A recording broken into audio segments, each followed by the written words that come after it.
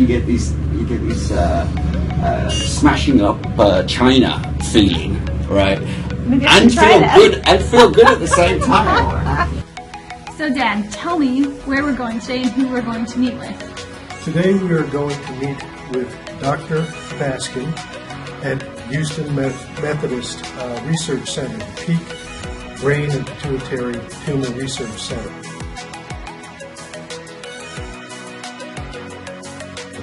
Dr. Baskin is one of the foremost people in his field of brain cancer study and research, and we have recently made a very large donation to the Peak Center. And he invited us to come out, take a tour of his research facilities, very modern facilities there, and we're going to have a chance to sit and talk with him about their work. Hi everyone, welcome back to the Team Kelly YouTube channel. My name's Danny, I am Kelly's older sister, and as you've already seen from my dad's introduction, we are headed from our hotel to the Houston Methodist Research Center.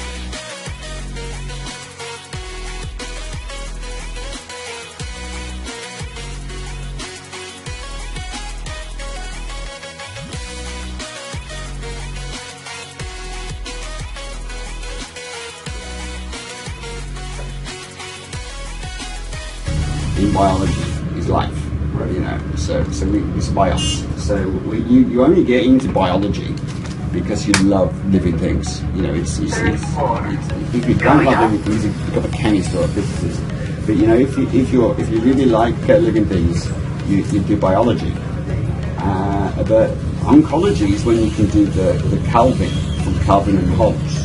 Right, because you can kill the bastards, right, and it's really cathartic. You know, you get this really nice feeling. Because normally, you know, you're torturing yourself and you're thinking, you know, this is unfair. You should look into pathologies, and normally you don't want to kill yourselves. Normally you're trying to grow your cells beautifully and look after them and whatever, and work out how they tick. But with cancer cells, that's right. You get this smashing up China feeling, right? And feel good at the same time.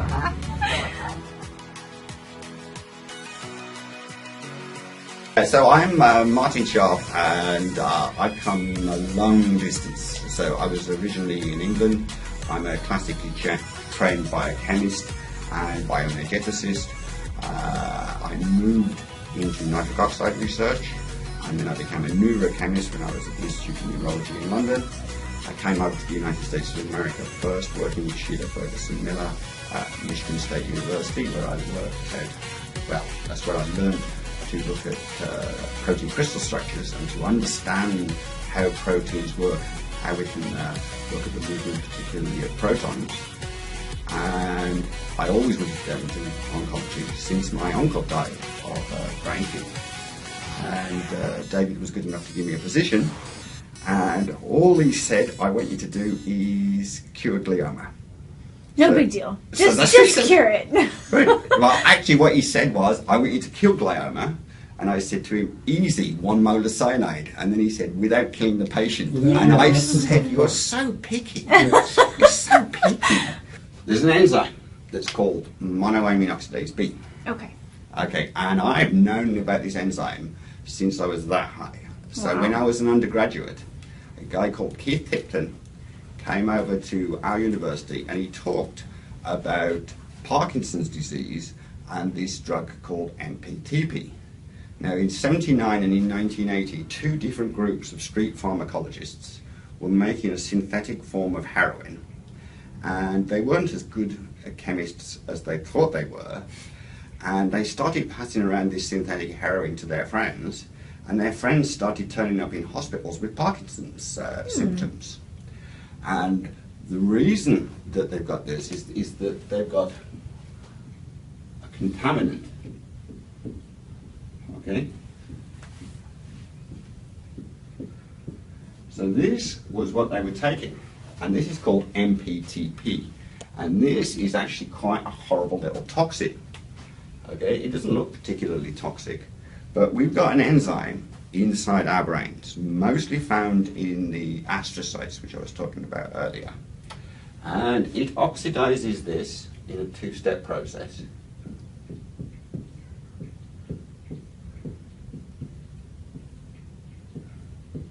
into this. And this is called MPP plus. Okay, and again, that doesn't look particularly nasty from a chemistry point of view. However, this molecule looks just like dopamine as far as the dopamine transporters are concerned.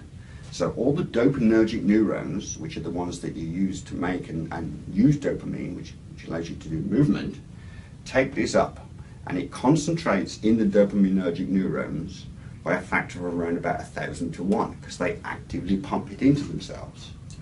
Now, it's a lipophilic cation, and inside your cells you've got these things called mitochondria. Now, the mitochondria's job is to make ATP, which is the energy source that you use from respiratory substrates. Okay? And it does this by pumping protons. It pumps protons from the inside of the inner membrane to the outside, and then they leak back through a special little turbine, and they make ATP. And this membrane acts just like a capacitor. What you've got is you've got a fixed charge across this capacitor, and you're pushing charges one way and you're allowing charges back the other way, and it's a way to change energy from one form into another. It's transduction. And the membrane potential, which is what this squiggle means, delta psi, is 180 millivolts. Now, lipophilic cations go straight into mitochondria because there's a charge difference. The inside is negatively charged and the outside is positively charged, so they go inside. Now, we know how much they go inside. Now, 60 millivolts gives you 1 order of magnitude. We've got 3 orders of magnitude. So that means if we've got 1 micromolar on the outside of the cell, or the outside of the mitochondria, inside is 1 millimolar. And if you're a dopaminergic neuron, you've got a dopamine transporter, it's pumping your guy in. If you're 1 nanomolar on the outside, you're 1 micromolar on the inside. So this is why MPTP is such a terrible toxin only to dopaminergic neurons. Now, if you give MPTP to a human being or to a primate, they get Parkinson's disease. If you give this to a mouse, they get Parkinson's disease. If you give it to a rat, they don't get Parkinson's. You give it to a pig, give it to a goat, give it to a sheep, give it to a giraffe, they don't get Parkinson's disease. And the reason is that monoamine oxidase B is almost all the activity of monoamine oxidase B is in brain, in primates and in mice. In other species, you've got a mixture throughout the body of B and A, and most of this gets converted in the periphery if you're a mouse. I mean, if you're a rat. Periphery is? So just your body, you know, so everywhere outside your brain. Gotcha. Yeah.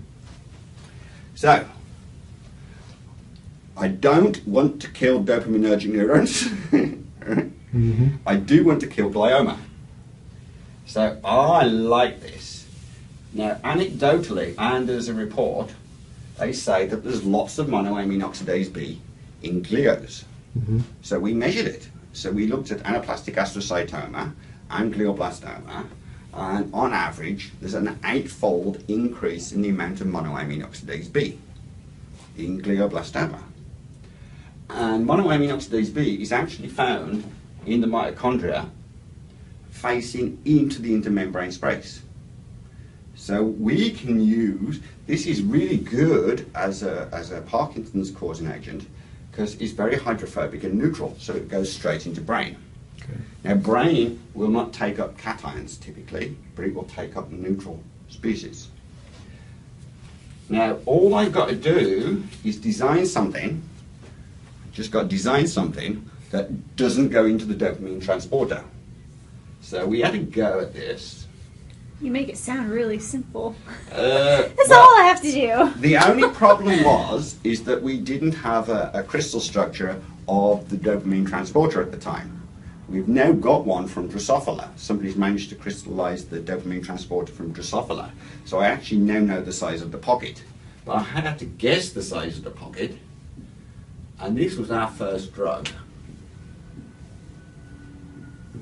Okay, and this is what we call MP mus. So this is a nitrogen mustard. Okay, and it goes into the body. We inject mice with human glioblastoma, and then we wait for the tumours to start growing in their brains. We inject this, we light in the blue touch paper. This gets into glioblastoma. It gets oxidized by monoamine oxidase B to the cation, goes into their mitochondria, and damages their mitochondria, and damages the mitochondrial DNA. So to make mitochondria, you need mitochondria. They've got their own little bit of mitochondrial DNA. Okay. And we managed to cure some mice with this drug. Pretty cool. Unfortunately, what the problem is at the moment is that the FDA isn't really keen on nitrogen mustards because they're banned under the Chemical Weapons Convention. Okay, yeah. But what we are doing is we're making a slightly different version.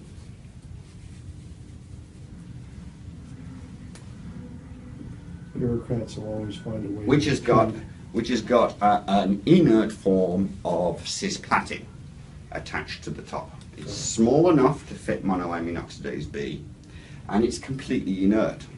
It only becomes activated when it becomes reduced. Now we know that the inside of glioblastoma are full of ascorbic acid, vitamin C.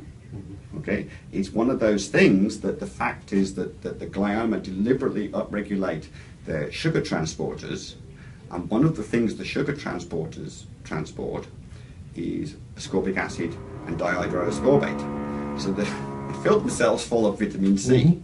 And what we will do is we will turn this platinum 4 into a platinum 2 version of cisplatin and attack their mitochondria. Okay? Now there's another way. You were talking about drug resistance earlier. There's another way that we can use monoamine oxidase B. So monoamine oxidase B does this. 1, 2, 3. 1, 2, 3. So if we've got a propylamine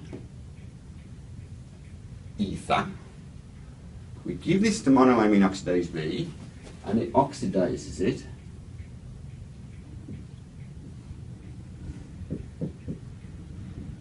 To what's called an imine, and then we hydrolyze that with just water, and it goes to this.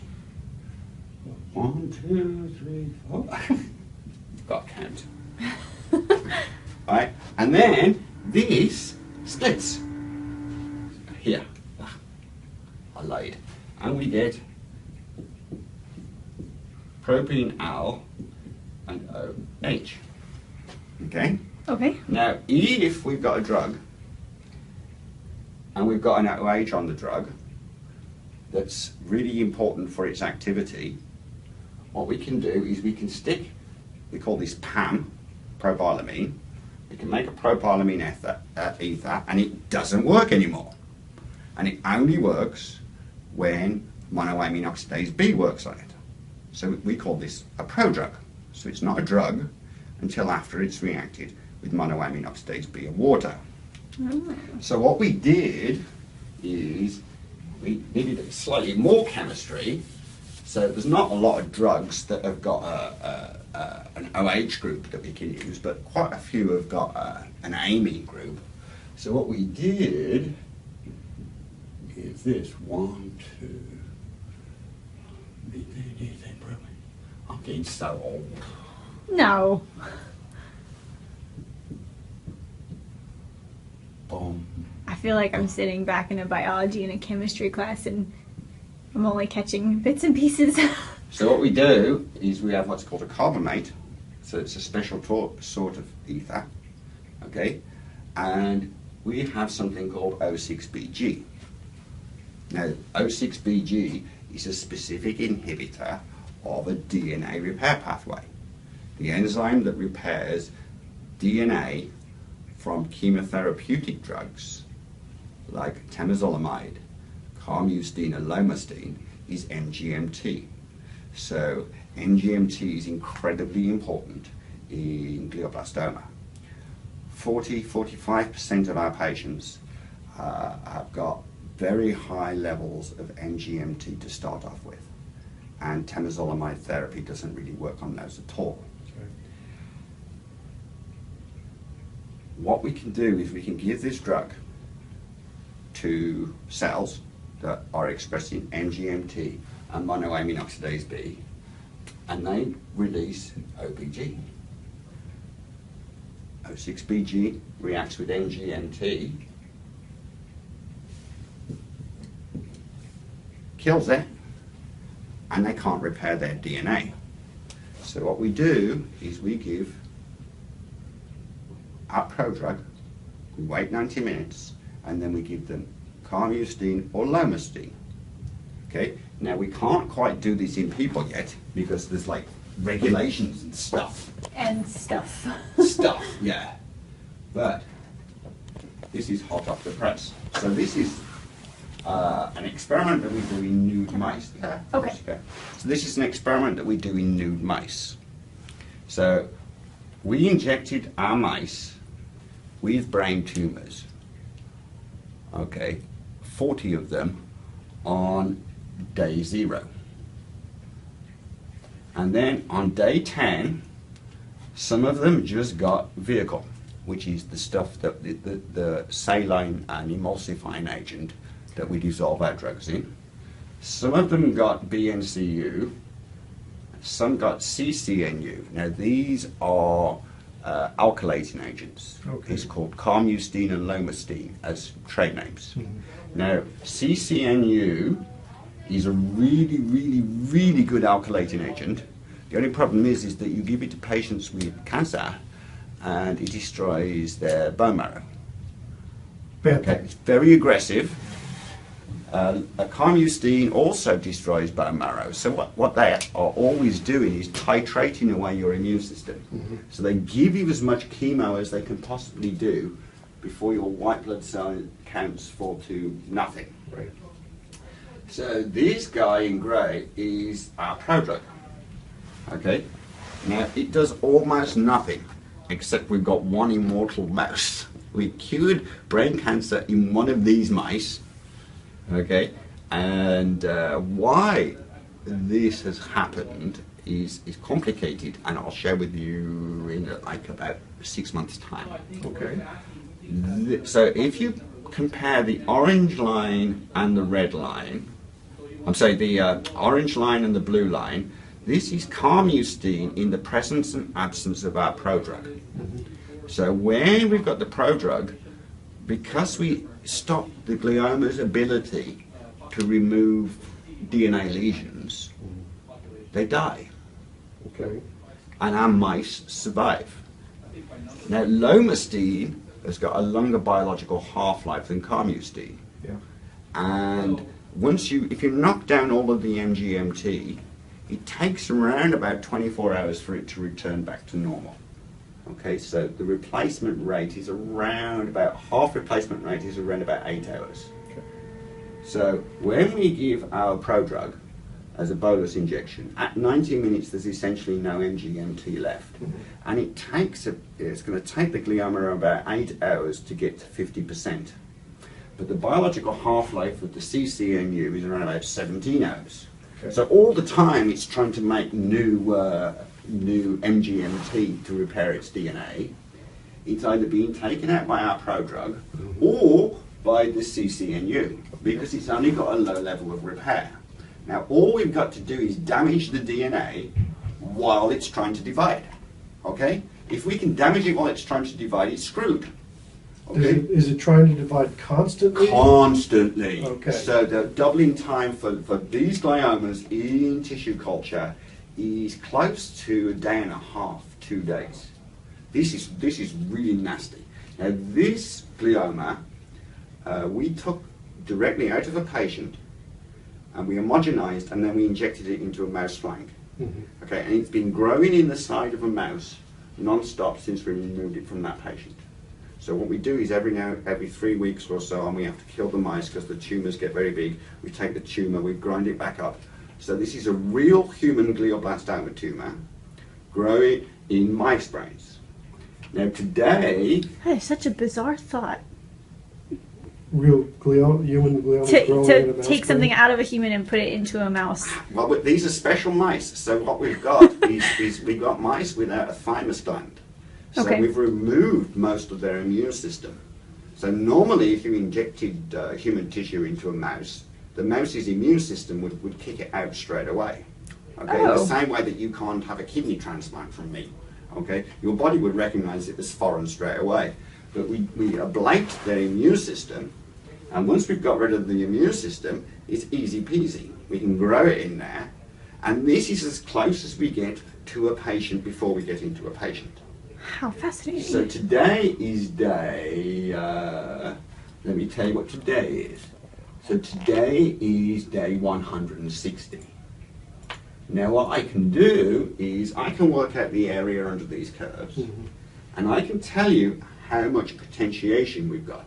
Okay. So I work out how much the prodrug on its own is doing, and I work out how much the CCNU and the BCNU are going, and I add that together, and then I do the ratio of theoretical addition and compared with our potentiation. And at the moment we're at 5.6 times. So what this means is that when we give the prodrug, the Pro-06BG, we're almost 6 times more deadly to the glioblastoma than without it. That's awesome. Yes. It's pretty damn awesome. That's really cool. Now this is early days yet, so we only did 3 injections. Okay. Okay, now as you know, the best thing to do for a glioblastoma is you give the chemotherapy just before you irradiate. Okay? Because what you want to do is you want to cause as much damage to the cells as you can. So you give them something which is chemically damaging, and then you give them something which is damaging from free radical radiation source. That's what we would like to do next. Now the one drug we haven't tried is temozolomide. Okay? Okay.